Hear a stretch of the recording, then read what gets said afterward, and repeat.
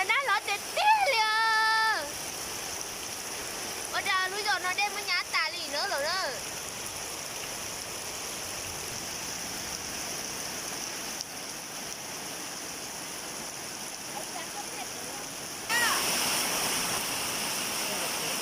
Tôi là nó lót hình như đây nhá bên chỗ tà lì thì đây nhá chế tà lì nữa. Chế.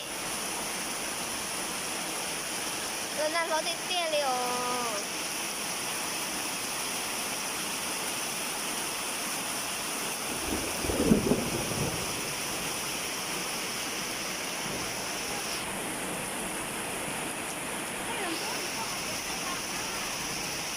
Nó tay gì nữa rồi đó.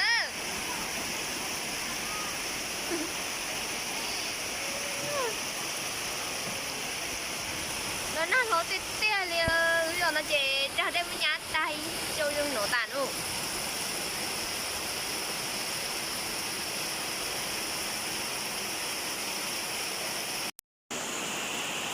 Rồi nó mà nó tít tia nhá cái lúc chết tay liền.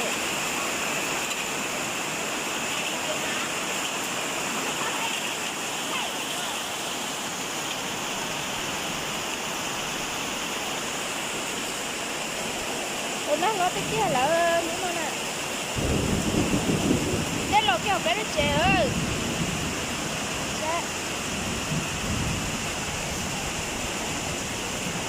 Nó lên nó lót thôi.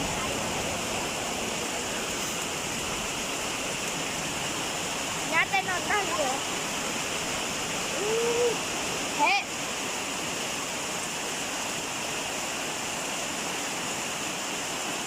Rồi nó lót tới kia.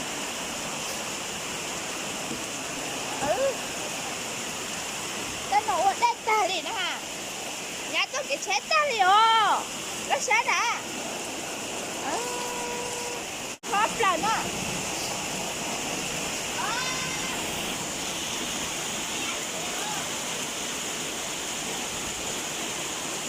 Đây nhà chuyện của nó đây lo thức rồi.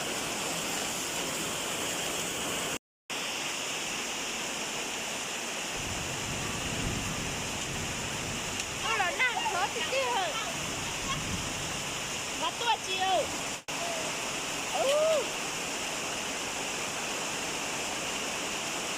Nó thì kia. Đây nhá bé nó chết ta liều nó hình đi.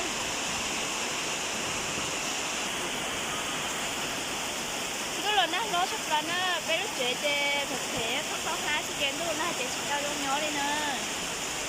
Đó là nó chết chứ trong nó ta liều là mà là tết trẻ cho trong kèm tức là nó chơi lợi nó tới dù thuốc tết thuốc cao hơn dù chơi tức là nó thọ tôi chơi tao xử lý ăn đồ ô đi mà tao đi xin á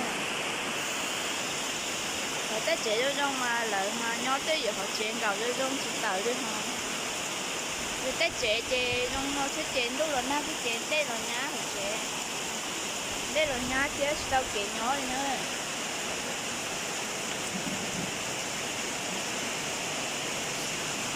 Bé bằng cả tôi lớn mà nhá bé tết trước hàng một cái cái tên mình học chuyện một cái tao cũng nói thì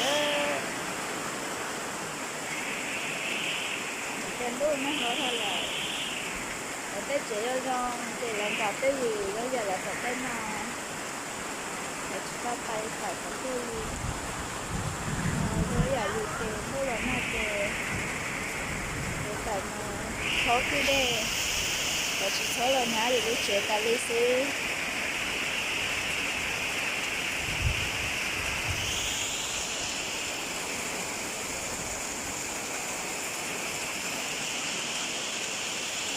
đó là na chơi gạo kia giờ ta phải tốt ơi mà ta đi xí nè chỉ hãy giờ cứ liều cái lúc chế này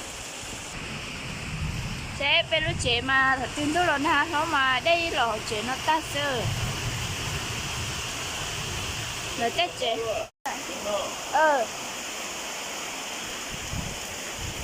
đưa kia hồn nó rồi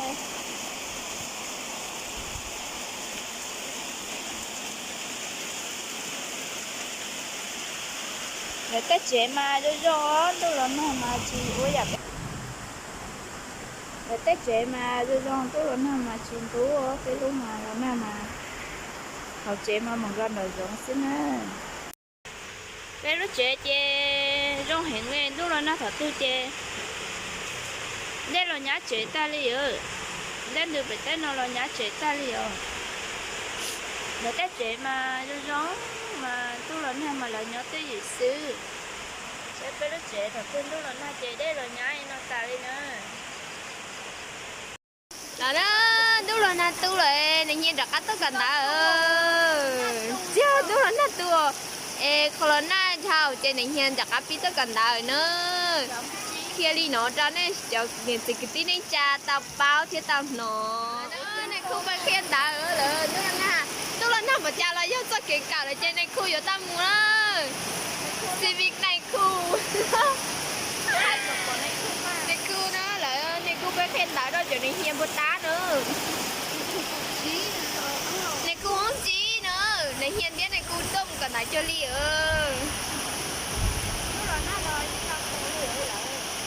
ô này khu mà cứ tia đi tao đi mua văn khu